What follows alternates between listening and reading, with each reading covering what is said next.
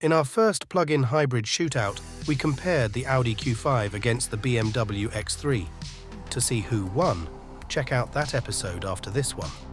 Today, we pit one of Japan's finest SUVs, the 6th generation Honda CR-V, against the edgy and thoroughly modern-looking Hyundai Tucson.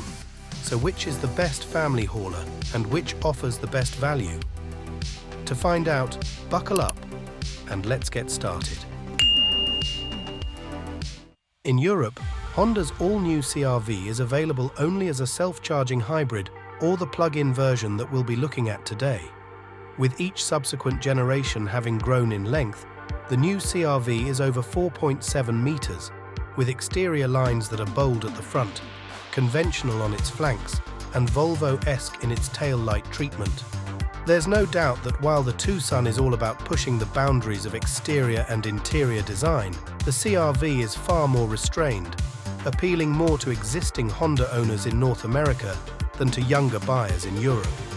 With a price nearing €60,000 for a bells and whistles version that includes a huge list of standard equipment, it is, however, elegant in appearance with a range of colors that include 2 shades of white, black, crystal red metallic, and Canyon River blue.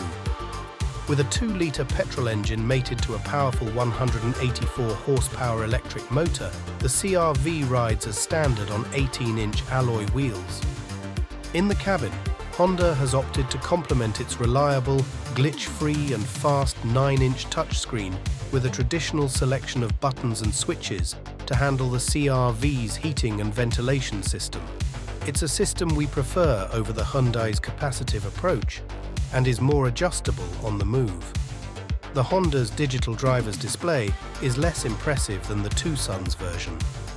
It certainly provides enough information, being traditional in appearance and intuitive to use. However, the Hyundai's display brings far more flair to the proceedings and a welcome dose of interest. For the PHEV, Honda does away with its traditional auto selector, opting instead for buttons which work well in practice.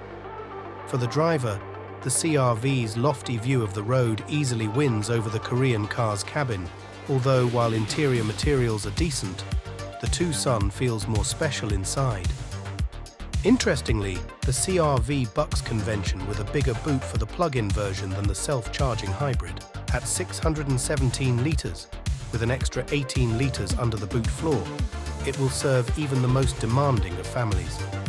In the rear of the cabin, the extra length of the Honda translates into acres of foot and knee room, while the rear seats recline to any one of 8 positions. For parents with young children, the rear doors also open to almost 90 degrees, making it easy to fit a child seat. On the move, the CR-V's power output appears far less than the Toyota RAV4 Prime or that of the Mazda CX-60, but in reality, it has plenty of low-down torque. Honda's hybrid system is arguably the most clever on the market, with the car's engine not directly driving the wheels at low speeds. Instead, it acts as a generator, allowing the electric motor to provide power around town. At higher speeds, a lock-up clutch engages for direct drive from the engine to the wheels, maximizing fuel efficiency on longer journeys. Universally, car journalists have praised 2 aspects of the CR-V's road manners. The first being brake feel, which has been lauded as excellent, avoiding the stepped feel of some regenerative systems. Second, the low window line of the CR-V and thin A-pillars make it easy to weave around town, with sensibly sighted door mirrors that minimize blind spots and a steering feel that's light and precise. Moreover, testers have singled out the PHEV's adjustable dampers as providing even more comfortable suspension across a wide range of road surfaces. In short, the CR-V is accomplished in the way it drives and is almost perfect for families using it for vacations and long journeys. The front-end design treatment on the Tucson stunned when it first arrived on the market a few years ago. Aside from perhaps a few too many creases on its flanks, the European version of this popular Korean SUV impresses with rear taillights that are reminiscent of Ford's Mach-E vehicle. Interestingly, European spec vehicles have shorter wheelbases than versions sold in other markets, meaning the Tucson is significantly shorter compared to the CR-V, though in North America they're fairly evenly sized. An immediate advantage the Hyundai has over the CR-V is that, as a plug-in hybrid, it features four-wheel drive as opposed to the Honda's front-wheel drive setup, with a 6-speed automatic versus a CVT. On paper, the Tucson's extra power output from its 1.6-litre turbo petrol engine gives it the edge over the CR-V, though in practice they're evenly matched. When more spirited pace is required, the Hyundai's smaller capacity engine also sounds more vocal when pushed, but treat it as a relaxed family shuttle and day-to-day that's not a problem. In most respects, the Korean car's interior feels more upmarket than the CR-V's. There's more padding dotted around the cabin, and its dashboard feels more designed and inviting, with a wraparound architecture that's a pleasure to experience. Rear seat accommodation, however, is not as generous as the CR-V purely because of the vehicle's shorter length. On the plus side, boot space is still a very respectable 558 litres.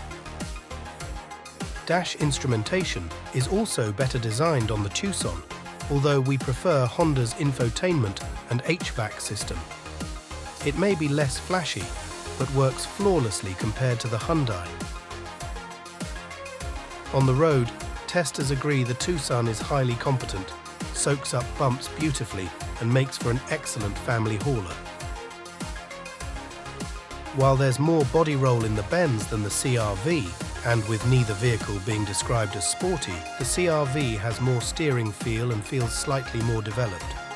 Otherwise, it's still a highly accomplished vehicle which, for its primary purpose, performs very well indeed.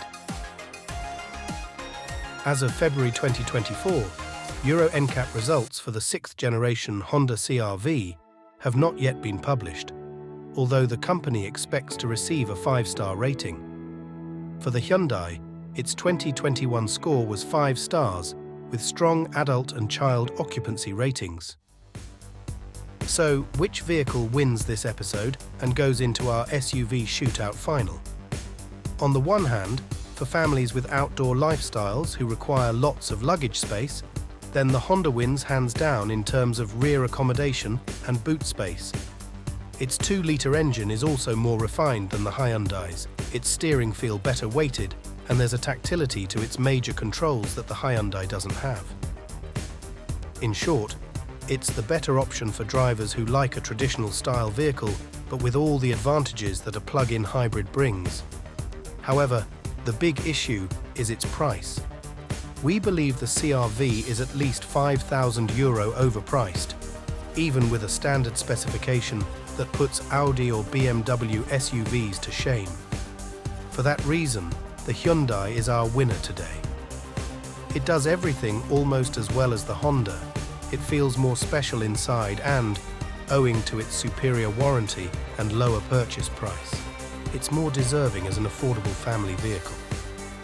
Most exciting of all, a midlife refresh of the Tucson will arrive this year. Addressing some of the negative points made by testers, it will feature a revised front grille and, most importantly, an entirely new dashboard that matches the style of the Ioniq 5 and new Kona. Our advice? Wait for the new model, but expect prices to increase as it's launched. If you've enjoyed this video, tell us which upcoming models you'd like to see featured. And don't forget to like and subscribe. It takes just a second and helps us to create new content.